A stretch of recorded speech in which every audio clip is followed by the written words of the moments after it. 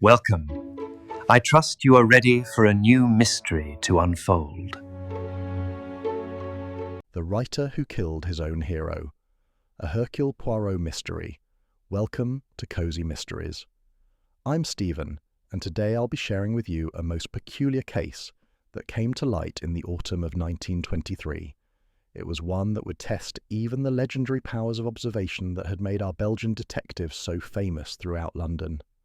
Chapter 1. The Unfinished Manuscript. The morning fog had barely lifted from the cobblestone streets when Inspector Japp arrived at our lodgings on a Tuesday, his usual jovial manner replaced by something approaching bewilderment. He found our friend seated at his breakfast table, meticulously arranging his morning correspondence in order of perceived importance, a ritual as sacred to him as his daily grooming routine. Monsieur Poirot, Japp began, removing his hat and setting it carefully on the small table near the door. I've got something that might interest you. Peculiar case. Very peculiar indeed.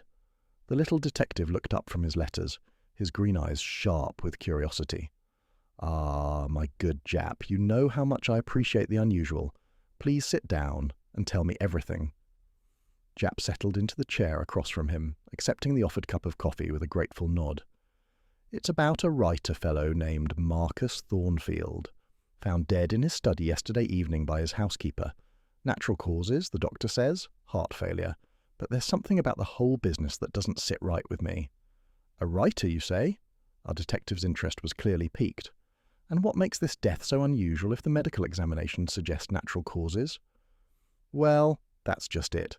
Thornfield was found slumped over his desk, pen still in his hand, working on what appears to be the final chapter of his latest novel. But here's the strange bit.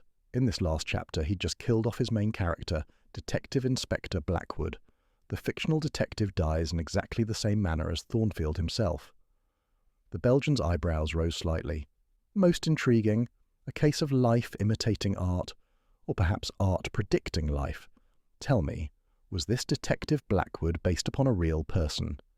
That's what everyone's saying. Thornfield had been writing these detective novels for 15 years, and Blackwood was his most popular character. Made him quite wealthy, actually. But according to his publisher, Thornfield had been growing increasingly frustrated with the character lately. Felt he was becoming too predictable, too commercial. Ah, the eternal struggle of the artist, murmured our friend, stroking his magnificent moustache thoughtfully, between artistic integrity and financial necessity.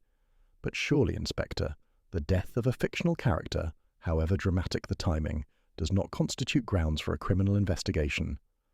Japp leaned forward, his voice dropping to a more confidential tone. That's where it gets interesting. The housekeeper, Mrs. Pemberton, swears she heard voices coming from the study shortly before she discovered the body. 2 distinct voices, she says, though she couldn't make out the words. And when we searched the study, we found something rather odd. Which was? His inkwell. Thornfield always used the same fountain pen, filled from the same crystal inkwell that belonged to his father. But when we examined it, we found traces of something that shouldn't have been there. The ink had been altered. Our detective set down his coffee cup with the precision of a man who never made unnecessary movements. Altered in what way? We're still waiting for the laboratory results, but the preliminary examination suggests the presence of a foreign substance, something that might have been absorbed through the skin during prolonged contact. Most curious indeed. And this alteration, it could not have occurred by accident. Highly unlikely. The substance appears to have been deliberately introduced into the ink supply. Someone with knowledge of chemistry and access to Thornfield's private study would have been required to accomplish such a thing. The silence that followed was broken only by the gentle ticking of the mantel clock and the distant sounds of London awakening outside their window. Our friend sat motionless, his finger pressed to his lips in that characteristic gesture that indicated his remarkable mind was already working through the implications of what he had heard. "Inspector," he said finally, "I believe we may indeed have a most unusual murder on our hands. But not merely the murder of Marcus Thornfield, also the murder of Detective Inspector Blackwood. 2 deaths, one real, one fictional, occurring simultaneously. The question we must ask ourselves is, which death was the true objective?" Japp looked puzzled. "I don't follow." Consider, mon ami, if someone wished to eliminate Marcus Thornfield, there are many simpler methods than an elaborate poisoning scheme involving his writing materials. But if someone wished to kill Detective Inspector Blackwood, to end the character forever, they would need to eliminate not just the fictional detective, but also the only man capable of resurrecting him. You think someone killed Thornfield to prevent him from continuing the Blackwood series? It is one possibility among many, but it suggests our investigation must encompass not merely the physical circumstances of Thornfield's death, but also the literary circumstances surrounding his final work. We must examine his manuscripts, his correspondence with publishers, his relationships with those who profited from Detective Blackwood's existence. Japp stood, retrieving his hat. Right then. Will you come and have a look at the scene? The study hasn't been disturbed since yesterday. Our Belgian friend nodded, already, reaching for his coat and hat. But, of course, one cannot solve a mystery from the comfort of one's sitting room, no matter how complete the description. The scene itself often speaks louder than any witness. As they prepared to leave, the detective paused at the mirror to adjust his tie, a gesture so automatic it seemed almost unconscious. Tell me, Inspector, this housekeeper who heard the voices, how long had she been in Thornfield's employ? Nearly 10 years, according to her statement. Very devoted to him. She was quite shaken by the whole business. And she is certain she heard 2 distinct voices? Absolutely certain. Said one was definitely Thornfield's, but the other, well, she couldn't identify it. Thought it might have been someone she'd never heard before. As they stepped out into the crisp London air, our detective was already formulating the questions that would guide their investigation. Who had access to Thornfield's study? What was the nature of his business relationships? And, most intriguing, had the writer truly intended to kill his fictional creation? Or had someone else decided that both the detective and his creator had outlived their usefulness? Chapter 2. The Poisoned Quill. The Thornfield residence stood in a quiet square in Bloomsbury, its Georgian facade speaking of old money and literary respectability. Our detective examined the brass nameplate with interest before following Inspector Japp through the front door, where they were met by a woman whose red-rimmed eyes and trembling hands immediately identified her as the grieving housekeeper. "Mrs. Pemberton," Japp said gently, "this is Monsieur Poirot. He's here to help us understand what happened to Mr. Thornfield." The woman, somewhere in her 50s with greying hair pulled back severely, bobbed a small curtsy. "Oh, sir, I do hope you can make sense of it all. Such a terrible thing, and so sudden. Master Thornfield was in perfect health just yesterday morning." "Madam," our friend said with his characteristic courtesy, "I understand this has been most distressing for you. Perhaps you could show us to the study and tell us exactly what you observed yesterday evening." Mrs. Pemberton led them down a hallway lined with framed reviews of Thornfield's novels, past a sitting room furnished in comfortable leather and dark wood, to a heavy oak door at the rear of the house. "This is Master Thornfield's sanctuary," she said, as he always called it. No one was permitted entry without his express invitation. The study was a testament to a writer's life. Floor-to-ceiling bookshelves, manuscripts stacked on every available surface, and at the room's centre a massive mahogany desk, positioned to catch the afternoon light from 2 tall windows. Behind the desk sat a leather chair where Marcus Thornfield had breathed his last, still facing the typewriter where his final words remained, visible on a sheet of paper. Our detective approached the desk with the reverence of a man entering a cathedral. The scene had been left undisturbed since the discovery, fountain pen lying beside the dead man's hand, the crystal inkwell positioned just within reach and scattered around the workspace, pages covered with handwritten notes and corrections. "Tell me about the voices you heard, Mrs. Pemberton," he said, not taking his eyes from the desk surface. "Well, sir," she began, "I was in the kitchen preparing Master Thornfield's evening tea. He always took it at precisely 4 o'clock. It must have been just past 3:30 when I heard the voices coming from the study. At first, I thought nothing of it, as Master Thornfield occasionally read his work aloud to test how it sounded." "But then you realized there were 2 voices?" "Yes, sir. The conversation went on for nearly 15 minutes. I could hear Master Thornfield quite clearly. His voice carries, you see. But the other person spoke more quietly. I assumed it was a visitor, perhaps his publisher or his agent." Inspector Japp consulted his notebook. But when you discovered the body, there was no one else in the house? No one, sir. I checked every room. The front door was locked from the inside, as was the back door. All the windows were secured. Our detective had been examining the inkwell with a small magnifying glass he'd produced from his waistcoat pocket. The crystal container was half full of black ink, its surface reflecting the afternoon light streaming through the windows. But there was something else, a faint, almost imperceptible residue around the rim that shouldn't have been there. "Most interesting," he murmured. "Mrs. Pemberton, how often did Mr. Thornfield refill this inkwell?" "Oh, not very often, sir. He was quite particular about his ink. Special blend imported from Germany. He would refill the well perhaps once a month, no more." "And when was it last refilled?" The housekeeper thought for a moment. "It must have been nearly 3 weeks ago. I remember because he asked me to clean the crystal while he prepared the ink mixture." "Ah, so he prepared the mixture himself?" "Always, sir. Very secretive about it, he was. Said it was part of his writing ritual, that the proper ink was essential for proper prose." Our friend moved to examine the manuscript pages scattered across the desk. The handwriting was clear and precise, the text flowing smoothly until the final page, where the writing became increasingly erratic. The last paragraph described Detective Inspector Blackwood's final moments with startling similarity to what must have been Thornfield's own experience. "Inspector," he called to Japp, who was examining the windows for signs of forced entry. "Look at this final page. Notice how the handwriting changes. See here, the first half of the page shows Thornfield's normal controlled script, but these last few lines—" Japp joined him at the desk. "The writing's all over the place, like his hand was shaking." "Precisely, which suggests that whatever substance was introduced into the ink began to take effect as he wrote. The question is, how long does such a reaction typically require?" "Depends on the poison and the method of absorption," Japp replied. "Could be minutes, could be hours." Mrs. Pemberton had been listening with growing alarm. "Poison, sir? Are you saying someone poisoned Master Thornfield's ink?" "It appears quite likely, madam. Tell me, during these 3 weeks since the inkwell was last refilled, did anyone else enter this study?" "Well, sir, there was his nephew, Mr. Gerald Thornfield.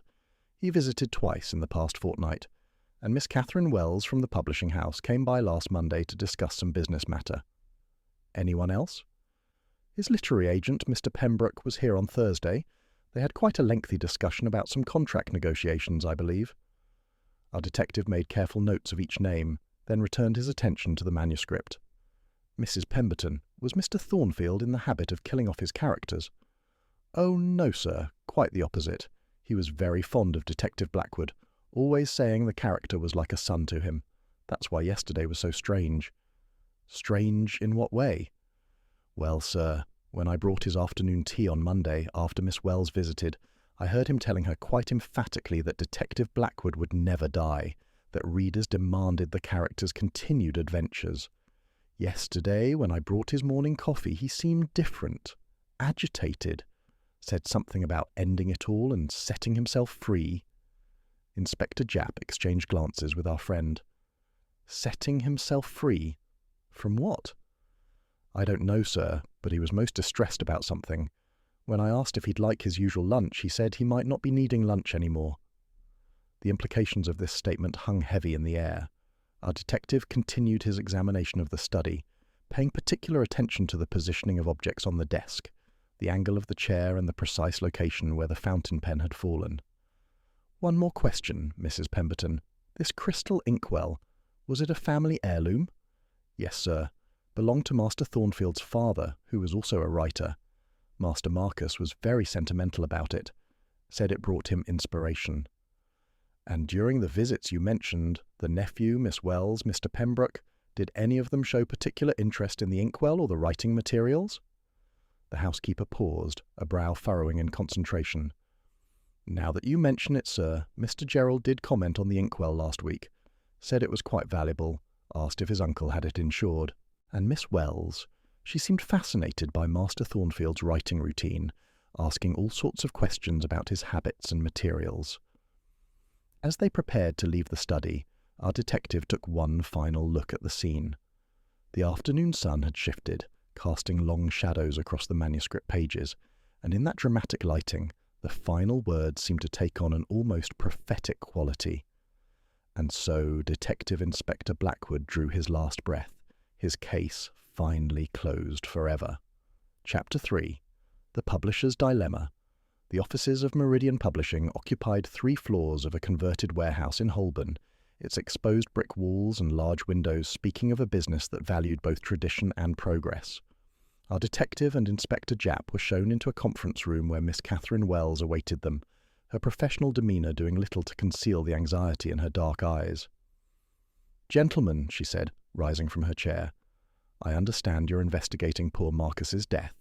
Such a tragic loss to the literary world." Miss Wells appeared to be in her early 30s, dressed in the practical but elegant fashion of a modern working woman.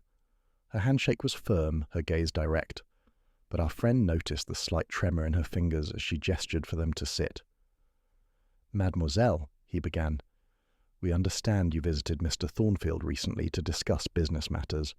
Perhaps you could tell us the nature of that discussion." Of course. Marcus had been contracted to deliver 3 more Detective Blackwood novels, but he'd become increasingly resistant to the idea. He felt the character had run his course, said he was becoming repetitive and formulaic. Inspector Japp consulted his notebook, but according to his housekeeper, he reminded her that readers demanded Blackwood's continued adventures. Miss Wells's composure flickered momentarily. That's correct. From a business perspective, Detective Blackwood was incredibly valuable. The novels were our bestsellers, consistently outperforming everything else on our list.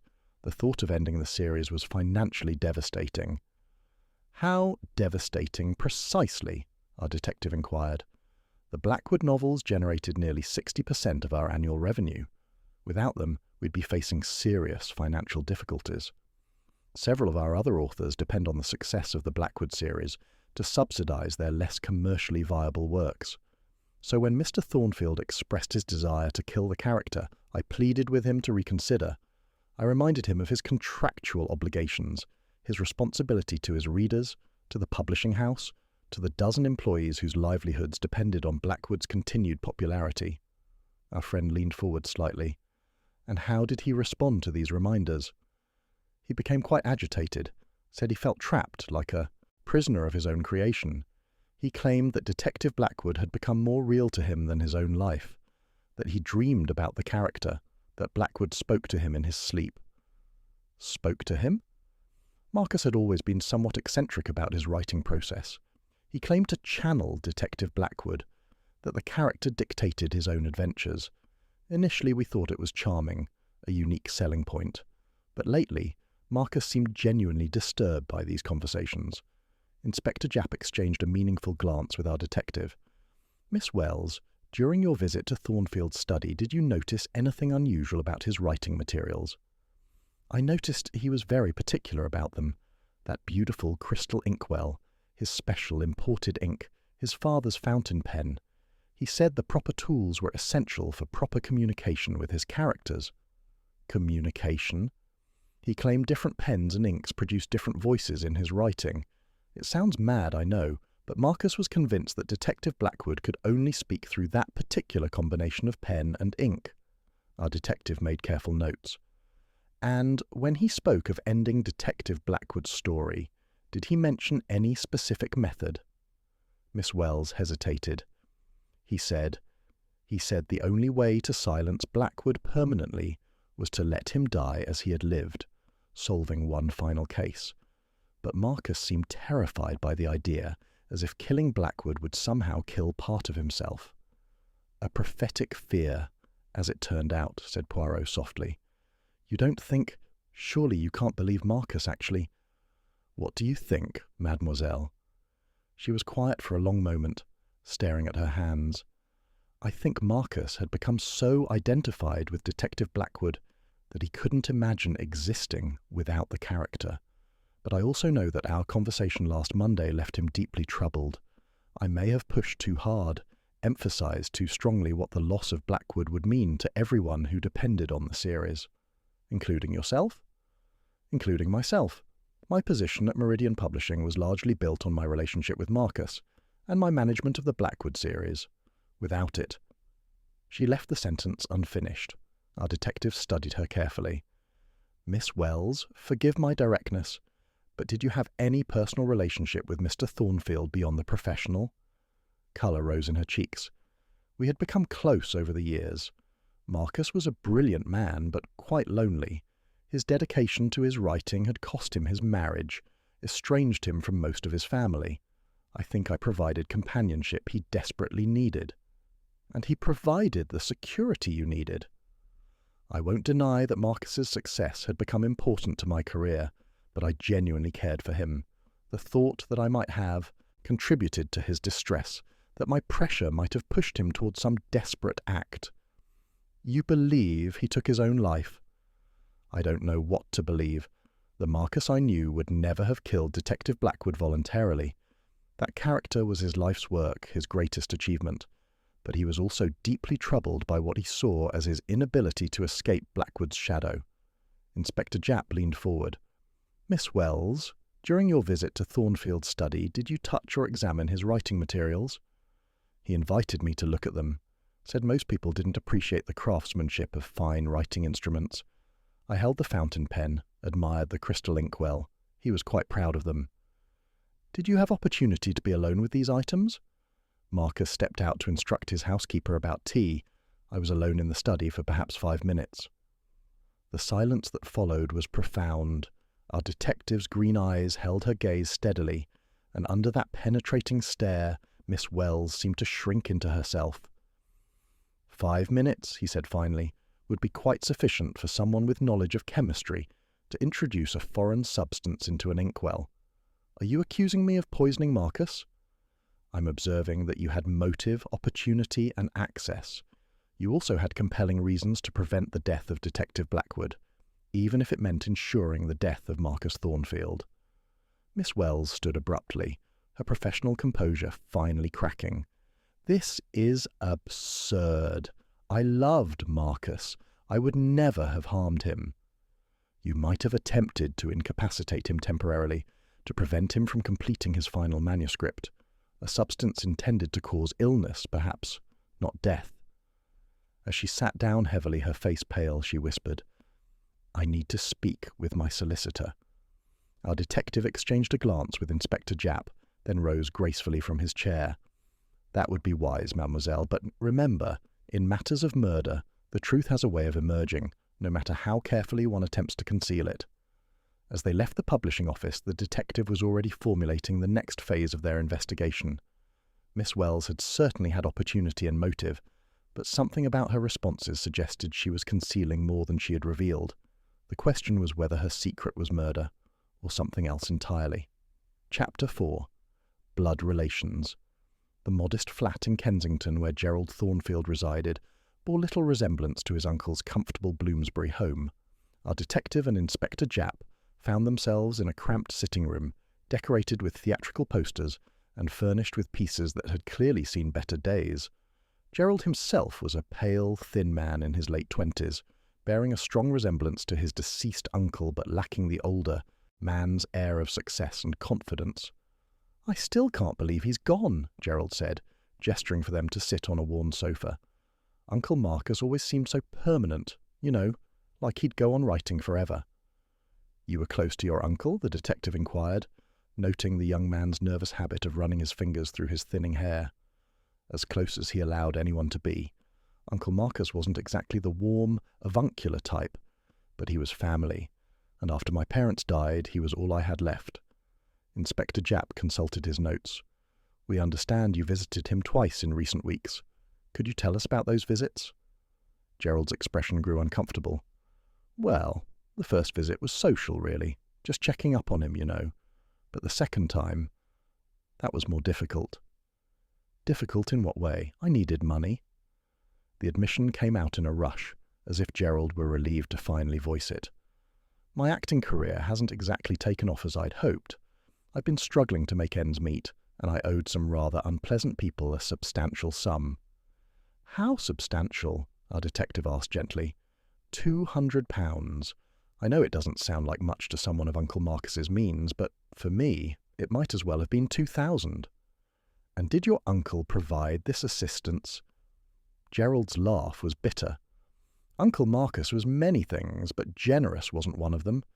He said I needed to learn responsibility, that handouts would only encourage my theatrical fantasies, as he put it. He offered to help me find proper employment instead. That must have been disappointing. Disappointing. It was devastating.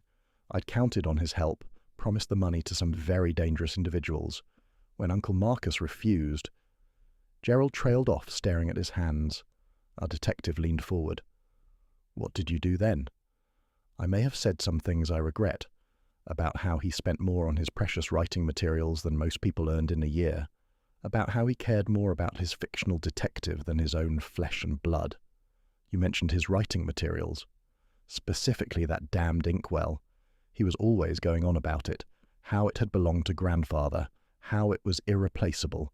I suggested he could sell it if money wasn't an issue, and he became absolutely livid. Inspector Japp made notes. What exactly did he say?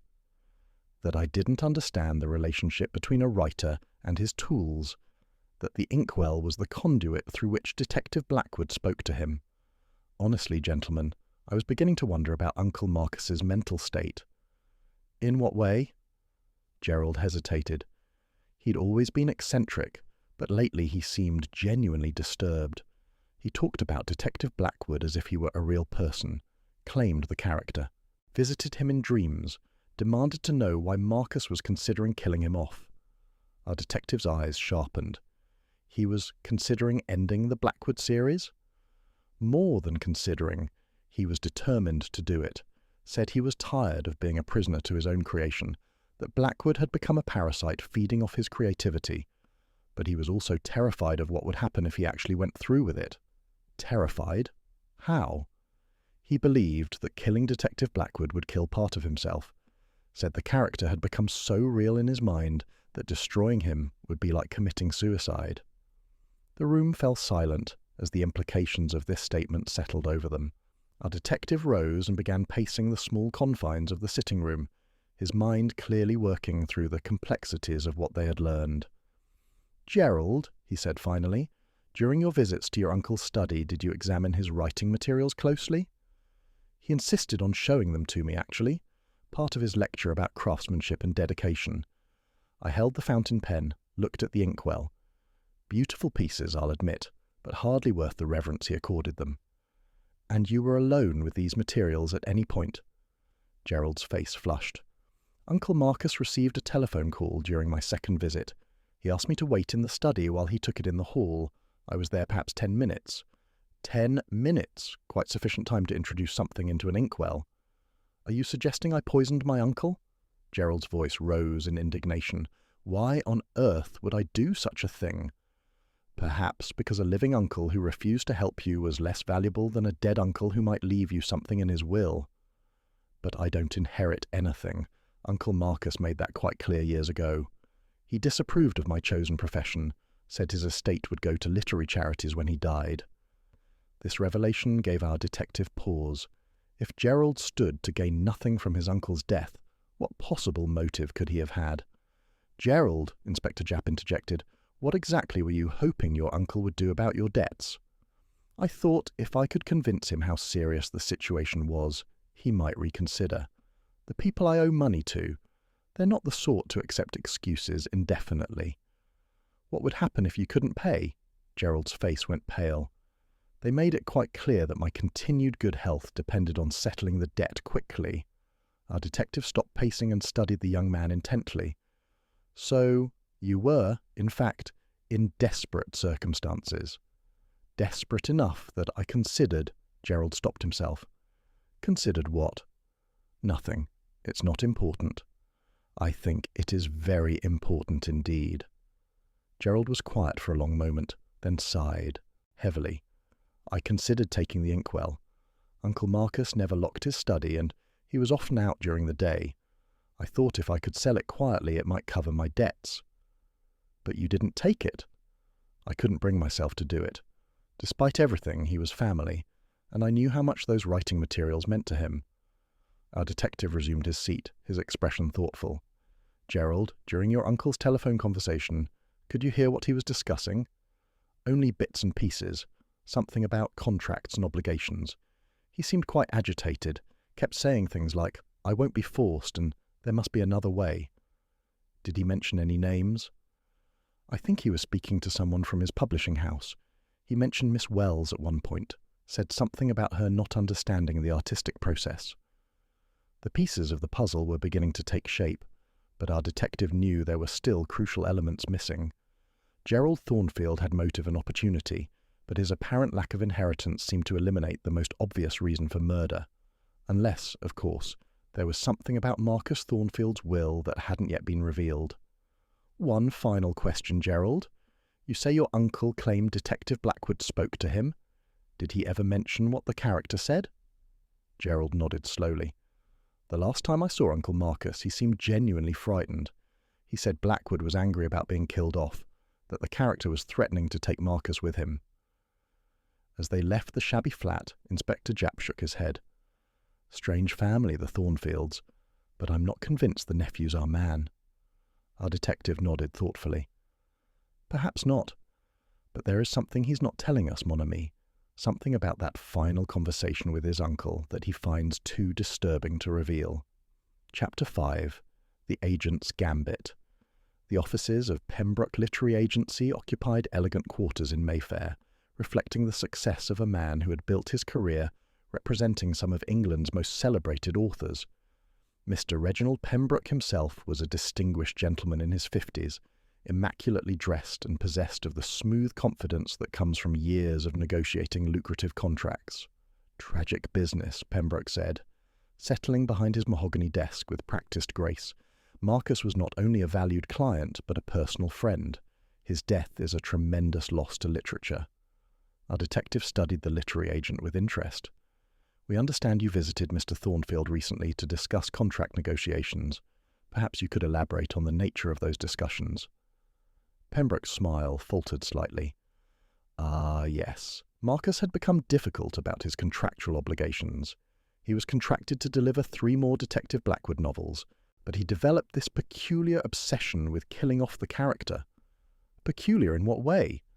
Marcus claimed that Detective Blackwood had become too real to him, that the character was demanding independence from the stories. Frankly, gentlemen, I was beginning to worry about his mental stability. Inspector Japp leaned forward. What exactly did he say about the character? He insisted that Blackwood spoke to him directly, criticised the plots, demanded more challenging cases. Marcus seemed genuinely disturbed by these communications, said the character was becoming increasingly hostile toward him. Hostile? Pembroke nodded gravely. Marcus claimed that Detective Blackwood resented being controlled, that the character wanted to solve real crimes rather than fictional ones.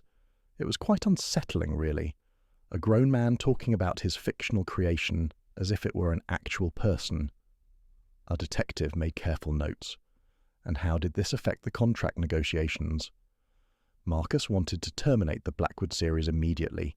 He was willing to forfeit his advance payments, break his publishing contract, accept whatever legal consequences might follow. He said his sanity was worth more than money. That must have been concerning from a business perspective, Poirot said. Pembroke's expression hardened. Concerning? It would have been catastrophic.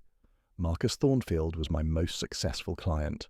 The Blackwood novels generated substantial commissions, not just for me, but for everyone involved in their publication. Without those books, your agency would suffer financially. My agency would collapse. I have overhead, employees, other clients who depend on the income generated by successful properties like Detective Blackwood. Marcus's decision would have destroyed everything I'd built over 30 years in this business. The silence that followed was heavy with implication. Our detective rose and began examining the framed book covers adorning Pembroke's office walls, most featuring Detective Inspector Blackwood in various dramatic poses. "Mr. Pembroke," he said finally, "during your visit to Mr. Thornfield's home, did you attempt to persuade him to reconsider his decision?" "Of course I did. I reminded him of his responsibilities, his contractual obligations, the financial impact his decision would have on dozens of people who depended on Detective Blackwood's continued adventures." "And his response?" "He became quite agitated. said everyone was trying to trap him, that no one understood the psychological burden of creating a character who refused to remain fictional. He accused me of caring more about money than his well-being. Perhaps he had a point. Pembroke's face flushed. I cared about Marcus deeply, but I also had practical considerations. Authors often go through creative crises. I've seen it dozens of times. Usually, a bit of perspective and professional guidance helps them through it. Inspector Japp consulted his notebook. What exactly did you do to provide this guidance? I suggested he take a break from writing, perhaps travel for a few months while I negotiated an extension with the publisher. I thought distance from the work might help him regain his objectivity. But he refused. He said Detective Blackwood wouldn't allow him to stop writing, claimed the character would follow him wherever he went, demanding resolution to his story. Our detective turned from his examination of the book covers. Mr. Pembroke, you mentioned that you were in Mr. Thornfield's study during your visit. Did you observe anything unusual about his writing materials? Only that he was obsessively protective of them. That crystal inkwell and fountain pen seemed almost sacred to him. He claimed they were the only tools through which Detective Blackwood could properly communicate. Did you have opportunity to examine these materials closely? Pembroke hesitated. Marcus stepped out briefly to retrieve some correspondence from another room. I may have looked at the writing implements while he was gone. Beautiful craftsmanship, I must say. How briefly? Perhaps 5 or 6 minutes, long enough to appreciate the quality of the pieces, and long enough to introduce something into the inkwell. The literary agent's composure cracked. Are you suggesting I poisoned Marcus? That's absurd. He was my most valuable client. But only as long as he continued writing Detective Blackwood novels, Poirot said evenly. A Marcus Thornfield who refused to honour his contracts was worthless to you. I would never harm Marcus. Pembroke's voice rose in desperation. Yes, I needed him to continue writing, but there are other ways to handle difficult authors. Threats, legal action, financial pressure, murder is hardly a standard business practice. Our detective's green eyes studied the literary agent with penetrating intensity. Perhaps not standard, monsieur, but desperation can drive people to extraordinary measures. Tell me, what would have happened to your other clients if the Pembroke agency had collapsed? They would have found other representation naturally. Would they? Or would they have been trapped in contracts that became worthless when your agency failed? Pembroke's face went white. You don't understand the complexity of these arrangements. I have legal obligations, fiduciary responsibilities, which would all have been voided by Marcus Thornfield's decision to terminate Detective Blackwood. I admit I was concerned about the financial implications, but I would never resort to murder. Besides, if Marcus died, Detective Blackwood would die with him. How would that solve my problems? Our detective paused in his pacing. Unless, monsieur, you believed that Marcus's death might be attributed to natural causes, and that his final manuscript, showing Detective Blackwood's death, might be suppressed by grief-stricken publishers who would prefer to continue the series with a new author. That's actually quite ingenious, Pembroke said slowly, then caught himself. I mean, it would be ingenious if someone had thought of it, which I certainly did not. Inspector Japp exchanged glances with our detective. Mr. Pembroke, you seem to know quite a bit about poisons for a literary agent. I represent several mystery writers. One picks up certain knowledge in the course of business, including knowledge of substances that could be absorbed through the skin. Possibly, but I never applied such knowledge. I may have been desperate, but I'm not a murderer. Our detective returned to his seat, his expression thoughtful. Mr. Pembroke, you mentioned that Marcus accused you of caring more about money than his well-being. How did you respond to this accusation? I told him he was being dramatic, that creative crises pass, that he had responsibilities to consider, nothing more. Pembroke hesitated. I may have reminded him that breaking his contracts would result in substantial financial penalties, not just for him, but for everyone involved in the publication process. You threatened him financially. I warned him of the practical consequences of his decision. There's a difference. Is there? And when he remained unmoved by these warnings, I may have suggested that his mental state seemed questionable, that perhaps he should seek professional help before making such drastic decisions. The room fell silent. Poirot's fingers drummed quietly on the arm of his chair, a sure sign that his remarkable mind was processing the implications of everything they had heard. "Mr. Pembroke," he said finally, "did Marcus Thornfield give you any indication of when he planned to complete his final manuscript?" "He said he wanted to finish Detective Blackwood's story as quickly as possible, to end what he called the torment. He seemed determined to complete it within days." "Which would have made your financial situation quite urgent indeed." "I suppose it would have, but I was still hoping to convince him to reconsider." "Were you? Or were you hoping that a temporary incapacitation might prevent him from completing the manuscript long enough for you to find another solution?" Pembroke's hands trembled as he reached for his water glass. "I don't know what you're implying." "I'm implying, monsieur, that someone with access to Marcus Thornfield's study, knowledge of poisons and desperate financial motive might have attempted to delay the completion of that final manuscript through chemical means. But Marcus died. If I had wanted merely to delay him, I would never have used a fatal dose." The admission hung in the air like smoke from a fired pistol. Inspector Japp was already reaching for his handcuffs when Poirot raised a restraining hand. "Most interesting, Mr. Pembroke. You seem to know that a fatal dose was indeed administered." I misspoke. I simply meant that if someone had wanted to delay Marcus, they wouldn't have risked killing him. Unless they miscalculated the dosage, or underestimated how much poison would be absorbed through prolonged contact with contaminated ink. Pembroke slumped in his chair, the fight seeming to drain out of him. "It wasn't supposed to kill him," he whispered. "I only wanted to make him ill enough to miss his deadline, to buy time for negotiation." "But Detective Blackwood wouldn't allow such delays, would he?" Poirot said softly. The character demanded resolution, and Marcus Thornfield was determined to provide it, even if the poison was already coursing through his system. As Inspector Japp placed Pembroke under arrest, Poirot reflected on the tragic irony of the case. A man so desperate to keep Detective Blackwood alive that he had inadvertently ensured both the character's death and his creator's demise. Chapter 6. The Smudged Confession. The evidence room at Scotland Yard had become a shrine to Marcus Thornfield's final hours. The crystal inkwell now sealed in a glass container, the fountain pen carefully wrapped in cotton, and most importantly the manuscript pages that told the story of both a fictional detective's death and a real man's murder.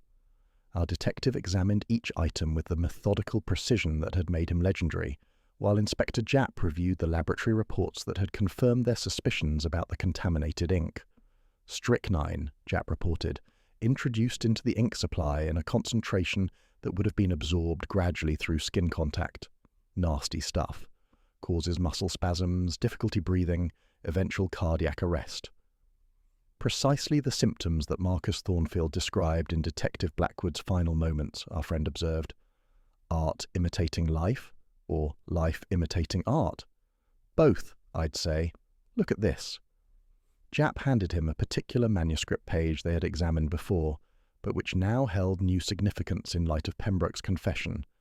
The handwriting showed clear signs of deterioration as the poison took effect.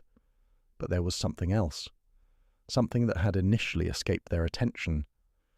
"Notice the smudging here," our detective said, pointing to several words that appeared to have been written over or corrected. "And these ink blots that seem inconsistent with the rest of the page. What do you think it means?" "I think it means that Marcus Thornfield discovered what was happening to him before he died. Look at these corrections. They're not editorial changes. They're attempts to write through increasing physical distress." Poirot placed the manuscript under a magnifying lamp, studying the final paragraphs with intense concentration. The deterioration of the handwriting was dramatic, but there was a pattern to the changes that suggested something more than simple poisoning symptoms. "Japp, mon ami," he said quietly, "look at this final sentence. What do you see?" Inspector Japp peered at the page. It says, "And so Detective Inspector Blackwood drew his last breath, his case finally closed forever." Seems straightforward enough. Look more carefully at the word case. See how it's written over something else? Japp examined the word more closely. "You're right, It looks like he wrote something else first, then changed it. And what do you think that original word might have been? Using a high-powered lens, they could make out the faint traces of the original letters beneath the correction. The word had been life. His life finally closed forever, Japp read softly. He wasn't just describing Detective Blackwood's death, Poirot said. He was describing his own. Exactly. Marcus Thornfield realized he was dying as he wrote those final words.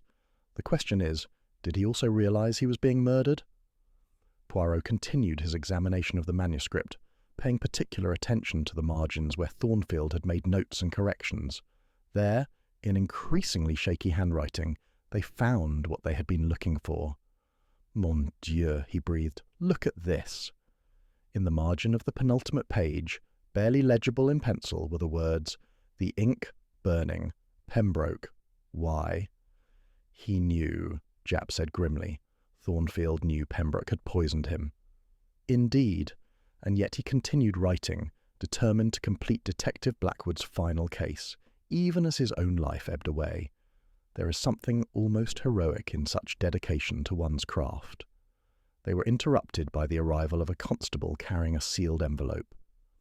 "Message for you from the Thornfield residence, sir. The housekeeper said it was urgent." Poirot opened the envelope and read its contents with growing interest. Most illuminating. Mrs. Pemberton has remembered something important about the voices she heard that final afternoon. What's that? She recalls that the second voice, the one she couldn't identify, seemed to be pleading with someone, saying things like, "Please reconsider," and "There must be another way." Meanwhile, Mr. Thornfield's voice was firm, even angry, saying things like, "I won't be forced," and "Detective Blackwood dies today." So Pembroke was there, trying to talk Thornfield out of killing the character, while simultaneously poisoning the man to prevent him from doing so. The irony is exquisite, is it not? Pembroke was literally arguing for Detective Blackwood's life while ensuring Marcus Thornfield's death. Inspector Japp shook his head. But there's still something that doesn't sit right with me about this whole business. What troubles you, mon ami? Well, if Pembroke only intended to delay Thornfield, why use such a dangerous poison? And how did he even know about strychnine and skin absorption? Poirot nodded thoughtfully. Excellent questions, and I believe the answers lie not in what Mr. Pembroke has told us, but in what he has carefully avoided mentioning. Which is? The source of his knowledge about poisons, and the precise method by which he obtained the strychnine. They spent the rest of the afternoon re-examining every piece of evidence, every statement, every detail of the case. As the day wore on, Poirot became increasingly convinced that there were still crucial elements of the truth that had not yet been revealed. "Inspector," he said finally, "I believe we must pay another visit to Miss Catherine Wells. There are questions about her relationship with Mr. Pembroke that require clarification." "You think they were working together?" "I think, mon ami, that the relationship between all our suspects may be more complex than any of them has been willing to admit." Chapter 7. The Web of Complicity. The return visit to Meridian Publishing found Miss Catherine Wells in a state that could only be described as barely controlled panic. Her usually immaculate office was in disarray, papers scattered across every surface, and she herself looked as though she had not slept since their previous interview. "Miss Wells," Poirot began without preamble, "we have arrested Mr. Pembroke for the murder of Marcus Thornfield." Her reaction was immediate and telling. Rather than surprise or shock, her face showed what could only be described as relief mixed with terror. "Reginald confessed?" she asked, her voice barely above a whisper. "He admitted to poisoning the inkwell, yes, but he claims his intention was merely to delay the completion of the manuscript, not to kill Marcus." "Then why do you look so troubled, Monsieur Poirot?" Poirot settled into the chair across from her desk, his green eyes never leaving her face. "Because, mademoiselle, I believe Mr. Pembroke is telling the truth about his intentions, which means someone else ensured that his attempt at temporary incapacitation became permanent murder." The colour drained from Miss Wells's face. "I don't understand what you're suggesting." "I'm suggesting that you provided Mr. Pembroke with both the knowledge and the materials necessary to poison Marcus Thornfield's ink supply." "That's absurd. I barely knew Reginald Pembroke beyond our professional dealings." "Really? Then perhaps you can explain these. Poirot produced a small stack of letters from his coat pocket. We found these in Mr. Pembroke's office, personal correspondence between the two of you, dating back nearly 18 months. Miss Wells stared at the letters as if they were venomous snakes. Where did you get those? From Mr. Pembroke's private safe. Love letters, mademoiselle, detailing not only your romantic relationship, but also your shared concerns about Marcus Thornfield's growing reluctance to continue the Detective Blackwood series. Inspector Japp consulted his notebook. Miss Wells, you told us previously that you had grown close to Marcus Thornfield. You neglected to mention that you were simultaneously involved with his literary agent. My personal relationships are not relevant to Marcus's death. On the contrary, Poirot said gently, they are central to understanding why he died. You see, you and Mr. Pembroke were not merely lovers, you were co-conspirators. Miss Wells stood abruptly, moving to the window that overlooked the busy London street. I loved Marcus, she said quietly. I genuinely cared for him. But you loved your career more, Poirot replied softly. And when Marcus threatened to destroy Detective Blackwood, he threatened everything you and Mr. Pembroke had built together. You don't understand the pressure we were under. The publishing house, Reginald's agency, dozens of employees who depended on the success of those novels. Marcus was being incredibly selfish. Poirot rose and joined her at the window. So you decided to stop him. We decided to delay him, to give ourselves time to find another solution. By poisoning his ink supply. Miss Wells was quiet for a long moment, staring down at the pedestrians below. When she finally spoke, her voice was hollow with defeat. It was my idea. I have a background in chemistry from my university studies. I knew about substances that could be absorbed through the skin, cause temporary illness without permanent damage. But something went wrong. Reginald was supposed to use a very dilute solution, just enough to make Marcus feel unwell for a few days, force him to postpone his work. Instead, he used a concentration strong enough to kill. Miss Wells turned from the window, tears streaming down her face. I gave him precise instructions, careful measurements, but when I examined the remaining strychnine solution after Marcus's death, I realized Reginald had made a terrible mistake. What kind of mistake? He mixed the poison at 10 times the concentration I had specified. Either he misread my instructions or what, mademoiselle? Or he decided that Marcus's permanent removal would be more effective than temporary incapacitation. Inspector Japp looked up sharply from his notes. Are you saying Pembroke deliberately murdered Thornfield? I don't know what to believe anymore. All I know is that Marcus died because of something I helped plan, and now I have to live with that knowledge forever. Poirot returned to his seat, his expression thoughtful. Miss Wells, there is one more aspect of this case that troubles me, the timing of Marcus's will change. What about it? You knew he planned to alter his will, leaving his personal estate to you rather than to his nephew. This knowledge gave you a powerful financial motive for murder. I never asked Marcus to change his will. I was horrified when he told me about it. Were you? Or did you see an opportunity to benefit from his death while simultaneously solving your professional problems? Miss Wells collapsed back into her chair, her composure finally cracking completely. You think I deliberately gave Reginald the wrong concentration, that I wanted Marcus to die? It would explain many things, your access to chemistry knowledge, your relationship with both the victim and the murderer, your financial motive. No, I swear to you I never intended for Marcus to be harmed. The concentration I specified should have been completely safe. Then how do you explain Mr. Pembroke's error? Miss Wells was silent for several minutes, clearly struggling with some internal conflict. Finally, she looked up with an expression of terrible realization. There's something I haven't told you about Reginald, something that might explain what happened. Yes. He's been having financial difficulties that go far beyond the potential loss of Marcus's novels. Bad investments, gambling debts, personal expenses he couldn't afford. How severe were these difficulties? Severe enough that he was facing bankruptcy within months. The loss of Detective Blackwood would have been the final blow. But even if Marcus had continued writing, Reginald needed money immediately. Poirot's eyes sharpened with interest. Are you suggesting that Mr. Pembroke had additional motives for murder beyond saving the Blackwood series? I'm suggesting that if Marcus died and I inherited his estate, Reginald might have believed he could convince me to help solve his financial problems. Using your inheritance? Exactly, which would explain why he used such a concentrated poison solution despite my warnings. As Inspector Japp prepared the formal charges against Miss Wells as an accessory to murder, Poirot reflected on the complex web of relationships and motives that had led to Marcus Thornfield's death. It was a case where professional desperation, romantic entanglements, and financial greed had combined to create a perfect storm of destruction. The most tragic aspect was that Marcus Thornfield had died, not because he had created something evil, but because he had created something so successful that others could not bear to let it go. Chapter 8. The Final Revelation. 3 weeks later, Poirot sat in his London lodgings, reviewing the completed Thornfield file. Reginald Pembroke and Catherine Wells had both been charged with conspiracy to murder, though their trials would determine the degrees of guilt.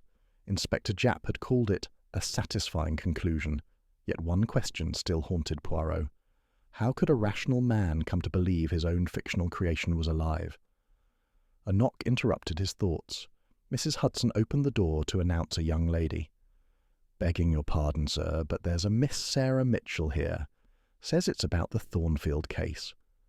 A dark-haired woman entered, intelligent eyes bright with purpose. "Monsieur Poirot, I corresponded with Marcus Thornfield during his last months. I think I can help you understand why he died."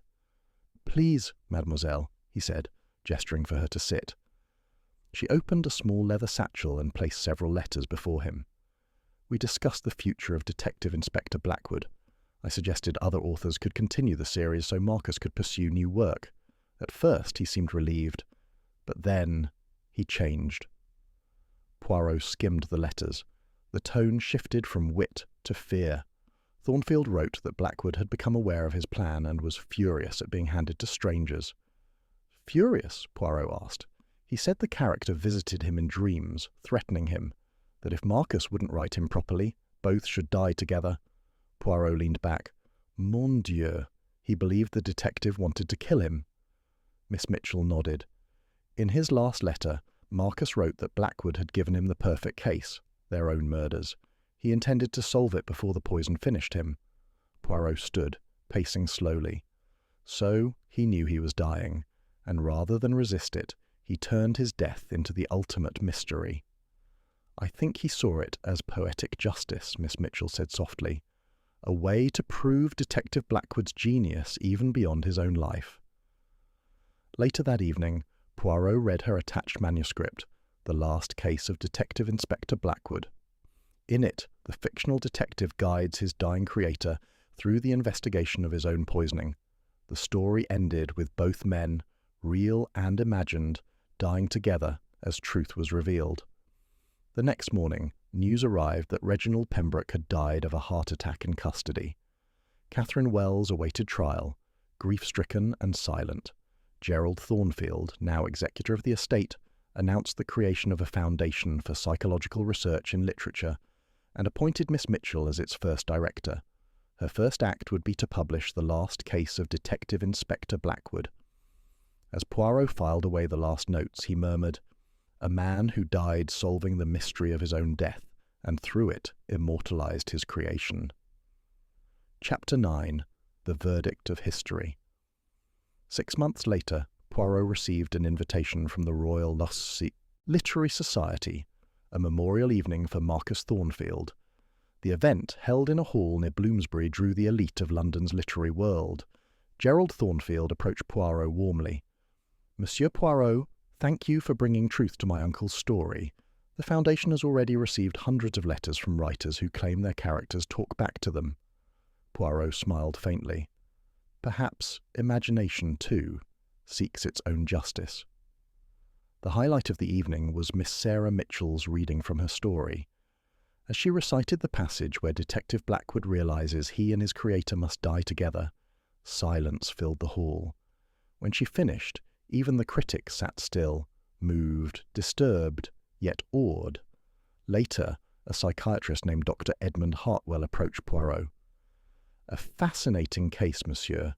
Creative dissociation, we call it. when a character grows so vivid that the writer feels controlled by them. "You believe Marcus Thornfield was mad?" Poirot asked. "Not mad, only consumed. It happens more often than people think." Poirot nodded. "Yes, to create too deeply is to risk being devoured by one's own invention." The evening concluded with an announcement.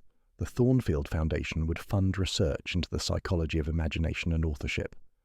Miss Mitchell would lead it, beginning with a study on writers who feel their characters possess independent minds. Outside, under the lamplight, Japp joined Poirot. "All this talk about characters becoming real sounds a bit mad to me." "Perhaps, mon ami," Poirot replied, "but madness and genius are often brothers. Detective Blackwood may never have lived, and yet he solved a real murder. Does that not make him, in a sense, alive?" Japp smiled. "Well, the murderer was caught and justice served. That's real enough for me." "Precisely," Poirot said. "It matters less whether the detective was real and more that truth was found." Chapter 10. The Immortal Detective. A year after Thornfield's death, Poirot received a package from Gerald Thornfield, a leather-bound volume titled The Complete Final Case of Detective Inspector Blackwood. Inside lay Marcus Thornfield's manuscript, preserved with every note and correction. In the margins were details that revealed his dying thoughts. "Ink burning, Pembroke here at 3:30, spoke of money.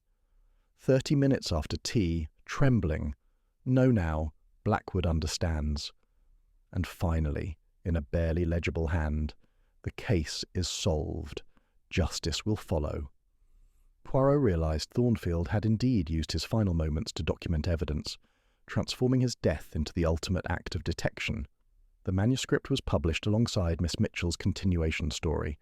Her novel, The Detective Who Solved His Own Murder, became an international success, blending the real case with its fictional echo. Critics called it the most haunting mystery ever written.